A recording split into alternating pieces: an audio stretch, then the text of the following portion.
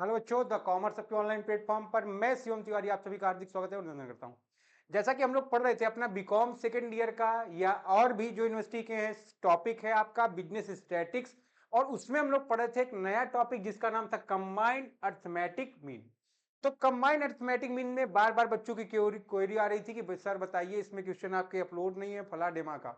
ठीक है, तो मैं आपको पहले भी बता देना चाह रहा हूँ, जिनको भी ऑनलाइन क्लास परचेस करना है वो अपनी ऐप को डाउनलोड कर ले प्ले स्टोर से, द कॉमर्स ऑफ प्रयागराज, और हमारा इंस्टा का पेज और आप फॉलो कर लीजिए हमको टेलीग्राम पर। और आपके सारे नोट्स, सारे डाउट्स, जितनी भी क्वेरीज है आपको वहां पर बराबर सॉल्व किया जा रहा है, या आप हमारे नंबर पर कॉल कर सकते हैं। ठीक है, या उसमें आप अपना व्हाट्सएप का टेक्स्ट छोड़ दे, जिसका नाम है, जो नंबर है आपका 7985925954। ठीक है, ध्यान रखो 8574018977 वाला नंबर ऑफ आता रहेगा, है ना। आप अपना मैसेज में खोल छोड़ सकते हो, जब हमको समय मिलेगा तो मैं इसको यहाँ पर ज्वाइन कर लूंगा। ठीक है, और आपके क्वेरी का रिस्पॉन्स करूंगा। ठीक, आइए मैं यहाँ पर बात करने वाला हूँ क्वेश्चन नंबर 33A का।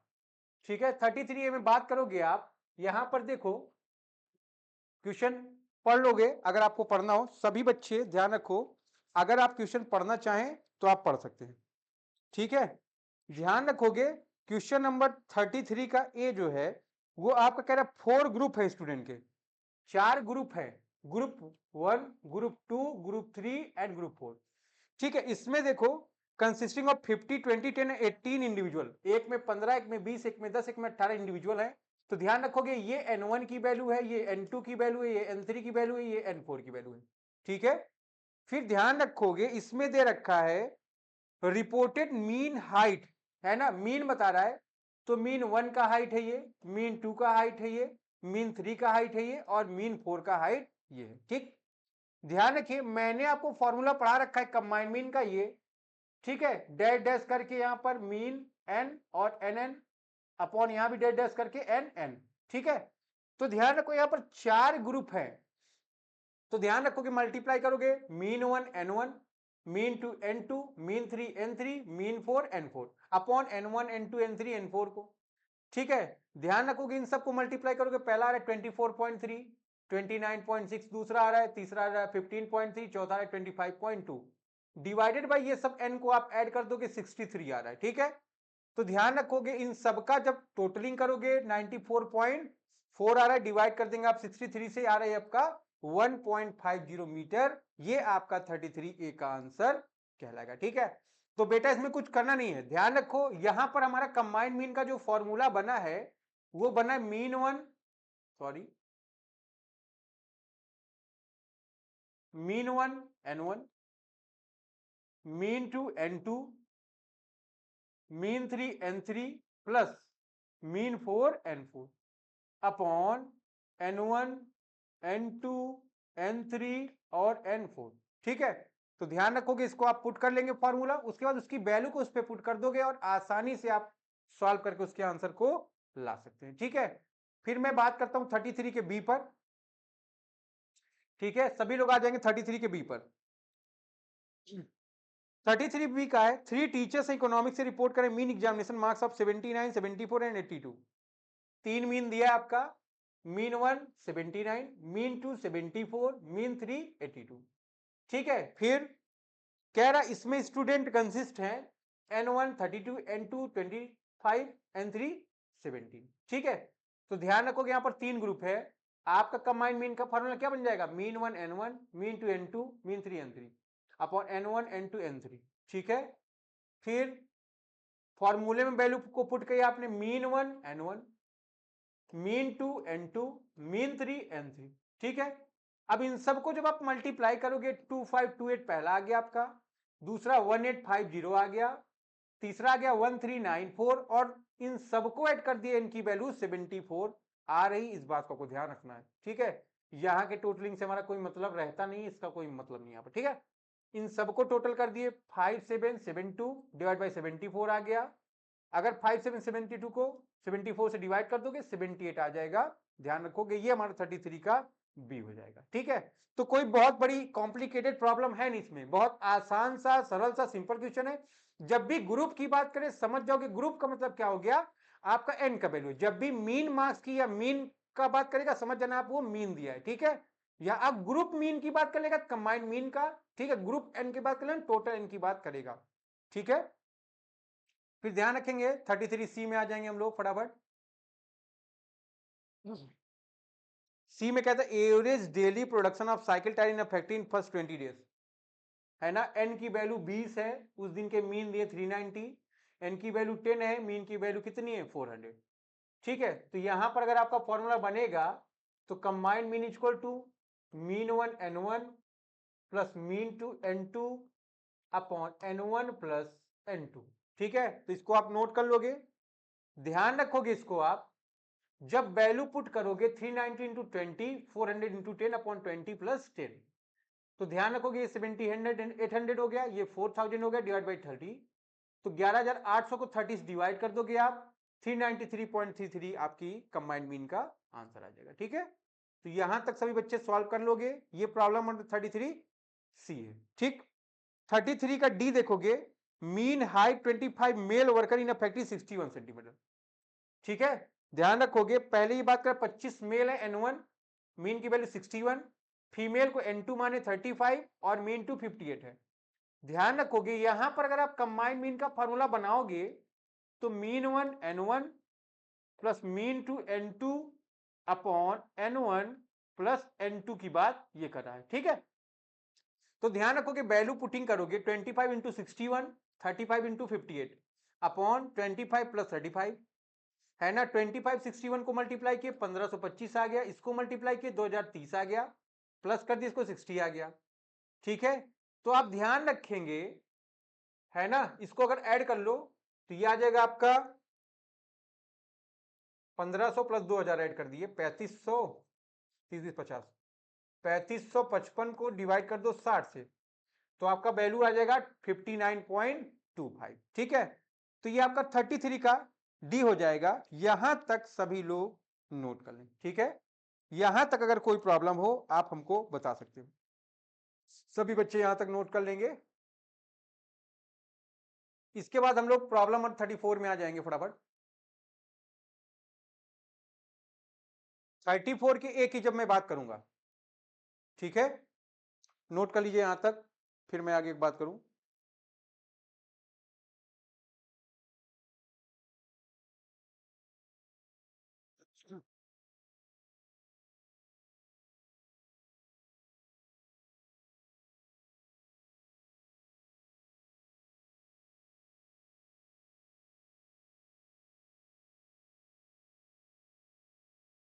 आगे बढ़े हम लोग। इसके बाद 34 के ए में मैं आ रहा हूं। एवरेज मंथली सेल दिया फर्स्ट 11 मंथ का, 11 महीने की सेल दी है 12,000 रुपए, 12वें महीने की सेल दी है 11,375। तो मैंने आपको मीन का फॉर्मूला पढ़ा रखा है, मीन इक्वल टू क्या है समीशन एक्स अपॉन एन।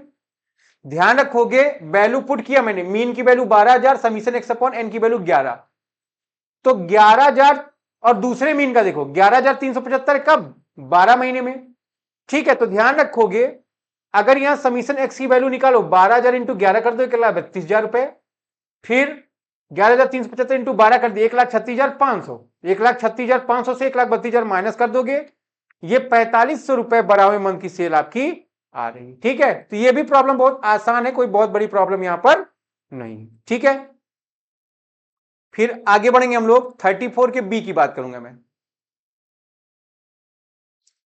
जब भी हम लोग बात करेंगे 34 के बी का, अब बैट्समैन एक सर्टेन रन बनाता है 16 इनिंग में, N1 की वैल्यू 16 है और मीन की वैल्यू पता नहीं, हमने यहां मान लिया कितना वो बना रहा है, मान लेते हैं एक्स बना रहा है, ठीक है। फिर 17 मैच का एवरेज क्या है, कह रहा 17 मैच में 17वें मैच में वो 85 स्कोर करता है, तो जो एवरेज वो 3 से बढ़ जाता है।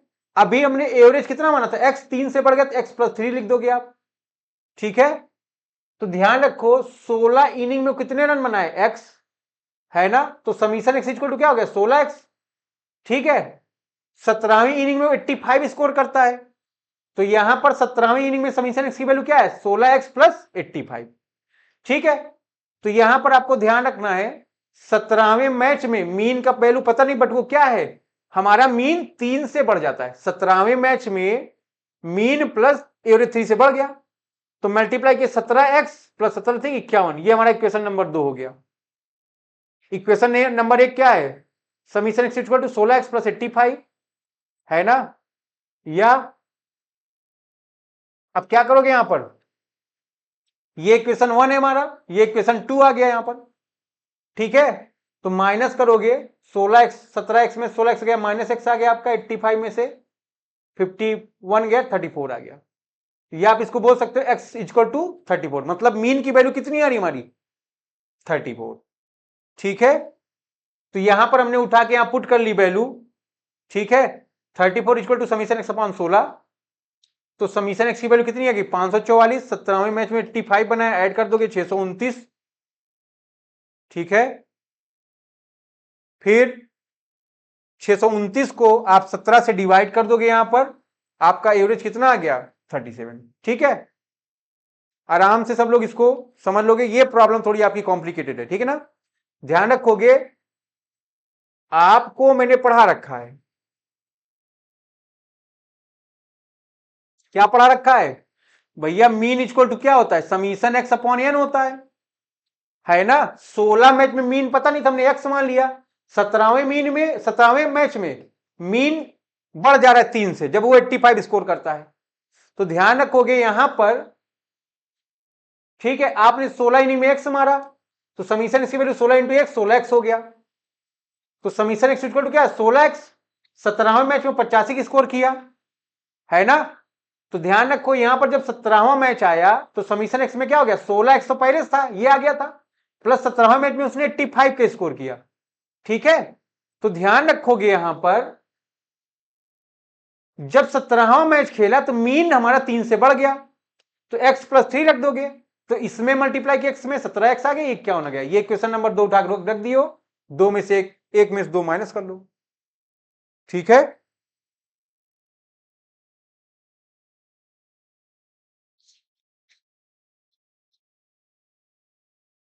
शुभम फोन करें 5 मिनट में, ठीक है भाई। यहां तक आगे बढ़े हम लोग। 34 के सी में आते हम लोग। ध्यान रखेंगे आप, अ मैन हैज 7 चिल्ड्रन, एक आदमी के 7 बच्चे हैं, ठीक है, और उनका एवरेज एज कितना है 12 है। फिर n2 की वैल्यू, एक बच्चा मर गया, फॉर्मूला आपको पता है मीन का, bar x equal to summation x upon n. Mean का वैल्यू 12, समीशन एक्स का वैल्यू पता नहीं, एन की वैल्यू 7 है। तो समीशन एक्स क्या है 12 इंटू 7 कितना आ गया आपका 84 आ गया। एक बच्चा जिसका एज 6 साल था वो मर गया, तो 84 में से 6 माइनस कर दोगे 78 आ जाएगा। तो मीन इक्वल टू 78 अपॉन 6 हो गया आपका, ठीक है। एवरेज हमारा कितना आ गया 13 आ गया।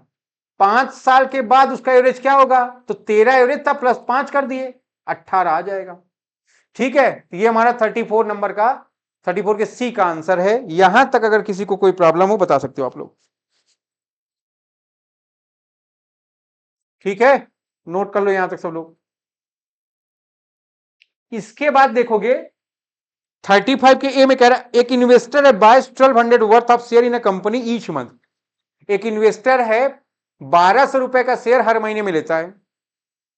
कब, first 5 month he bought the share of rupees 10, 12, 15, 20 and rupees 24 पर शेयर। आफ्टर 5 मंथ, 5 महीने के बाद उसका एवरेज क्या है, आइए फटाफट देखते हैं हम लोग। एक आदमी है, पहले 5 मंथ का बात कर रहा है, पहले महीने में 1200 शेयर खरीदा, एक शेयर 10 का था, कितने शेयर खरीदा 120। दूसरे महीने में भी 1200 शेयर खरीदा, एक शेयर कितने का था 12 का, तो कितने ने शेयर खरीदा 100। तीसरे महीने में 1200 शेयर खरीदा, एक शेयर की वैल्यू 15, कितने शेयर खरीदा 80। फिर चौथे महीने में भी 1200 शेयर खरीदा और एक शेयर की वैल्यू कितने थी 20, तो कितने शेयर खरीदे 60। पांचवें महीने शेयर खरीदा 1200 का, एक शेयर की वैल्यू कितनी 24, तो कितने शेयर 50, ठीक है। तो ये ध्यान रखो 1200 का 5 महीने शेयर खरीदे कितने के 6000 के। फिर 120, 100 प्लस 80 प्लस 60 प्लस 50, ये आ गया आपका 410। टोटल शेयर कितना खरीदा उसने 410, तो 6000 को 410 से डिवाइड कर दोगे, हमारा एवरेज कितना आ गया 14.63। ठीक है, तो ध्यान रखोगे इसका एवरेज आ गया आपका 14.63। यहां तक सब बच्चे नोट कर लेंगे। ठीक है,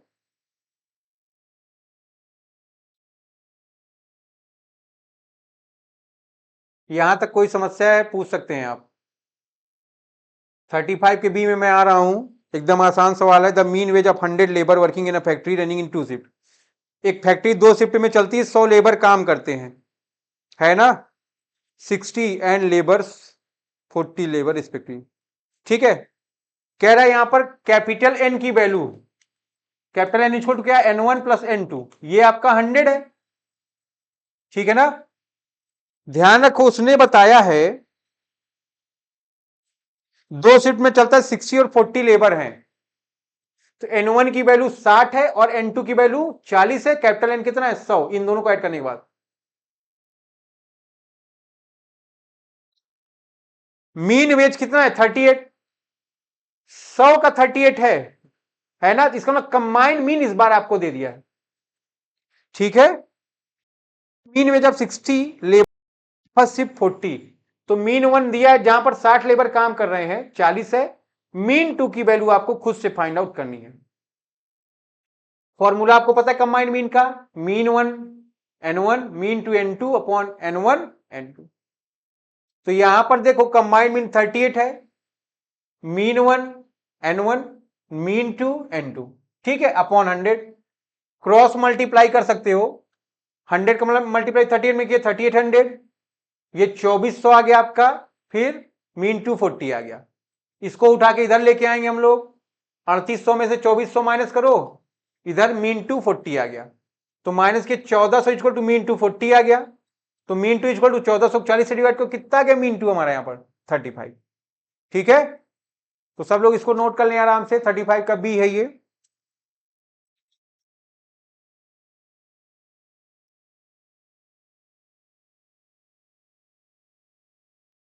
आराम से नोट कर लीजिए। 35 का सी भी आसान सवाल है, इसको सब लोग कर सकते हैं, बस थोड़ा सा इसमें कैलकुलेशन लंबा कर दिया। ठीक है, कह रहा पॉपुलेशन ऑफ 5 टाउन दिया ABCD का, 5 टाउन है A B C D और E, है ना।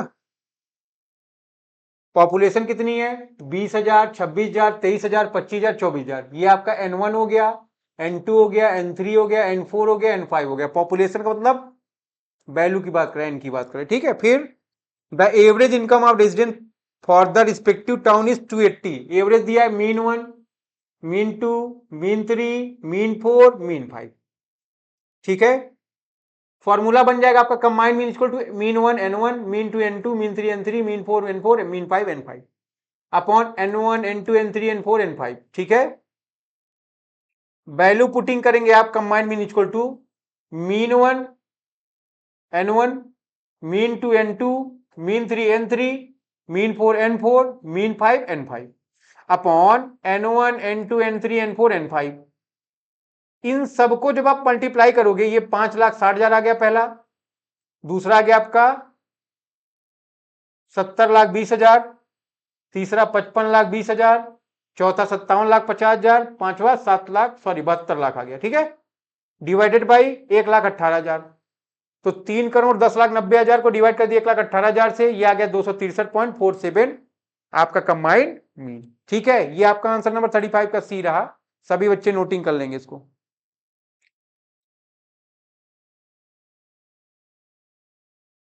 यहां तक सब बच्चे नोट कर लेंगे जल्दी से। आगे बढ़ता हूं मैं, क्वेश्चन नंबर 36 पर आ जाता हूं। A class of 25 boy and girls had a mean arithmetic mean of 12। देखोगे एक क्लास, इसमें 25 बच्चे हैं, है ना, तो ये 25 बच्चे का मतलब क्या, कैपिटल एन की बात करता है। मैंने आपको पढ़ा रखा है N equal to, capital N equal to N1 plus N2। ठीक है ना, तो स्मॉल एन क्या है आपका, दे दिया है 15 बच्चे, 15 लड़के हैं जिनका मीन कितना है 14 है। कंबाइंड मीन आपका निकाल के दे दिया है 12, लिखा है ना 25 बॉयज एंड गर्ल का मीन अर्थमेटिक मीन 12 है। तो बॉयज एंड गर्ल का मतलब कंबाइंड मीन की बात वो कर रहा है, ठीक है। फिर N2 आपको पता है बट मीन 2 नहीं पता, वैल्यू पुटिंग कर लो आप, है ना। देखो कैपिटल N में से N1 माइनस कर दो, 25 में से 15 माइनस कर दो, N2 की वैल्यू आ गई यहां पर 10।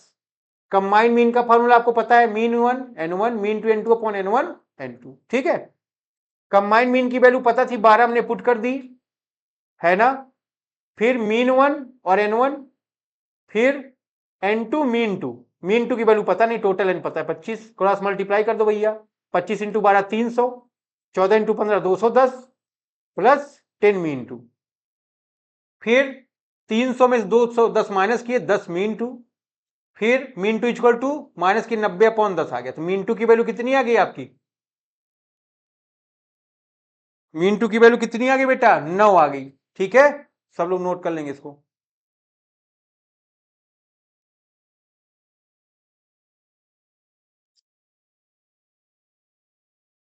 आइए